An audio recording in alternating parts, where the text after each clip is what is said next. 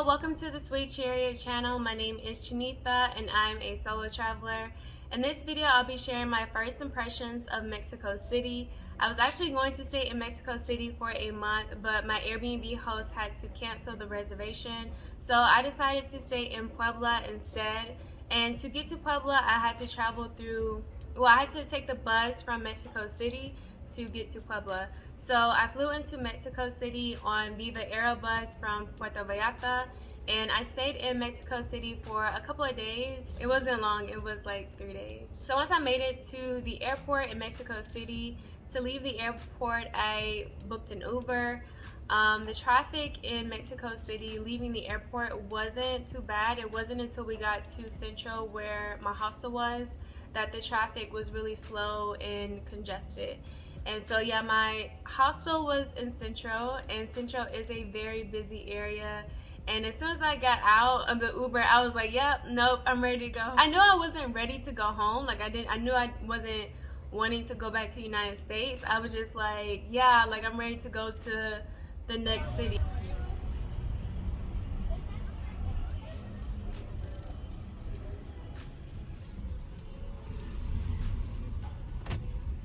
The hostel that I stayed in was a nice hostel and it was clean. It just wasn't in an area that I felt comfortable staying in. In some cities like Puerto Vallarta, it is okay to stay in Central, or what they call the Old Town, but in Mexico City, and also Guadalajara was the same way. When I was in Guadalajara, I knew, I was like, yeah, I wouldn't want to stay in Central. The hostel did have events each day, and it was a party hostel. And from staying there, I realized that I do not like party hostels. They had the music playing till like 12 in the morning, and then people were coming in and out the room. And I also just wasn't feeling well, so I didn't go to any of the events, and I didn't even try to socialize in a way to like make friends. Like I did have like short conversations with people, but not in a way of like really trying to get to know people. So yeah, I just felt really tired and down. And once I met Fernando, who was my tour guide on my food tour, he was telling me about altitude sickness, and I was like, what is that? I looked up the symptoms, and pretty much that was what was going on. I was also just dehydrated, which is also a symptom of altitude sickness.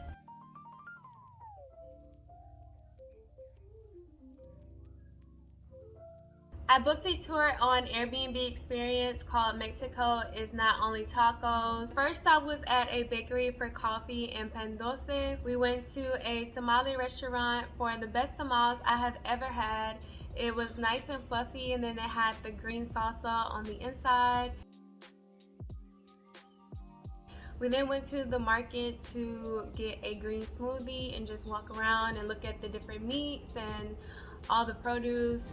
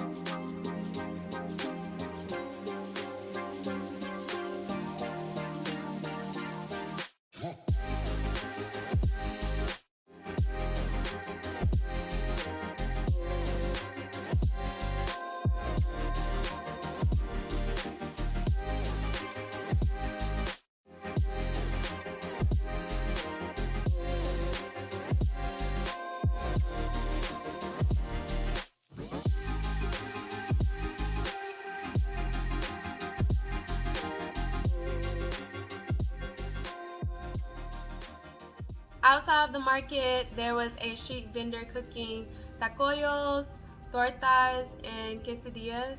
I had the torta and quesadilla. The quesadilla did not have cheese on it, which was like really weird to me to see. I don't eat cheese, but it was just weird to me to see because I'm used to seeing quesadillas with like a lot of cheese and like oozing with cheese, but that's not how they make it in Mexico City. We took a break from eating to ride our bikes to Mexico Park and the Condesa area, and then we also rode our bikes to Chapultepec Park. In one of the parks there was like a dog adoption set up in the park, so there were like a whole bunch of dogs just everywhere.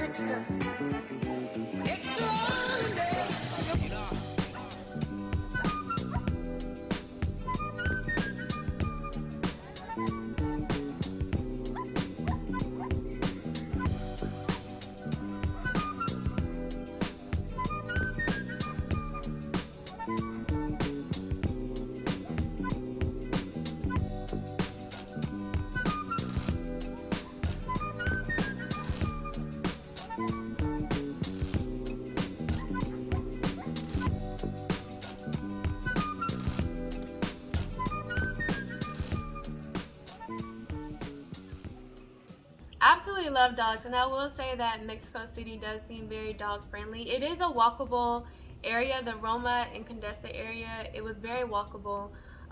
We were riding our bikes the whole time, but just from what I observed, it looked very walkable. But yeah, it does look like it's a very dog friendly city, and I love that. My favorite area that we went to was the Chapultepec Park. It is very beautiful. It is huge.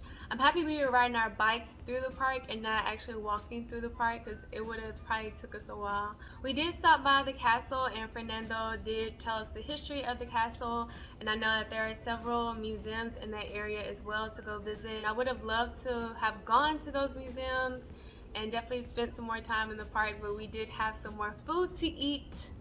My tour was on a Sunday, and there was a marathon taking place as we rode our bikes towards the Angel of Independence.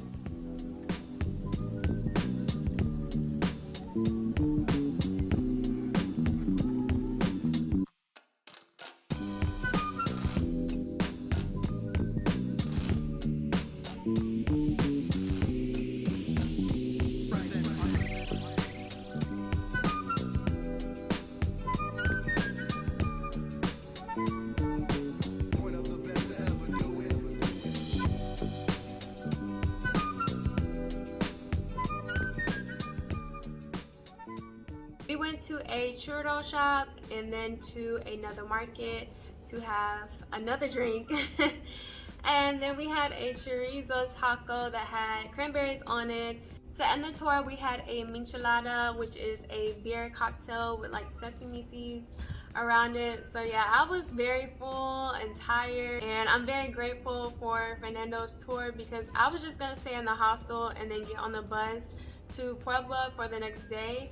I'm happy that I booked this tour and that I was able to see different areas of Mexico City. I definitely want to go back to visit, just to visit though, because I do not like urban cities. I definitely can't wait to go back and visit and continue to explore Mexico City some more and really take some more tours. I wish I would have taken more tours, but I was a little shocked, okay? As far as Central, it's just definitely not an area that I would stay in, even if I was visiting for a few days. It took me an hour to get an Uber from Central, and this is when I was leaving Mexico City.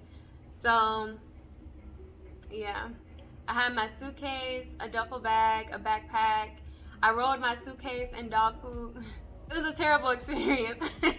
And where the hostel was located, it was like I had to walk to get to the street where an Uber driver can pick me up, because some of the streets were blocked off. So I'm just happy I was taking the bus to Puebla and that I didn't have a flight to get to, because if I had a flight to get to, I would have missed my flight.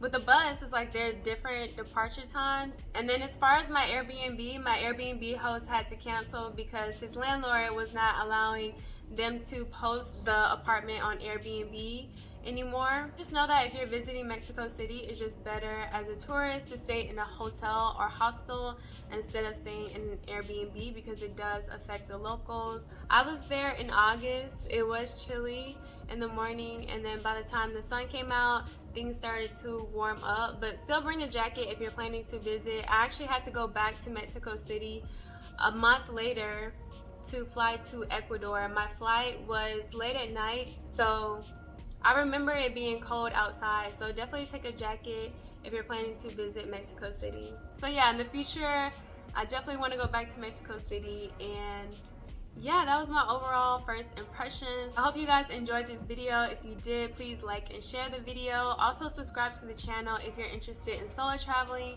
or if you would like to follow my solo traveling journey. Thank you guys for watching. I will see you next video. Bye.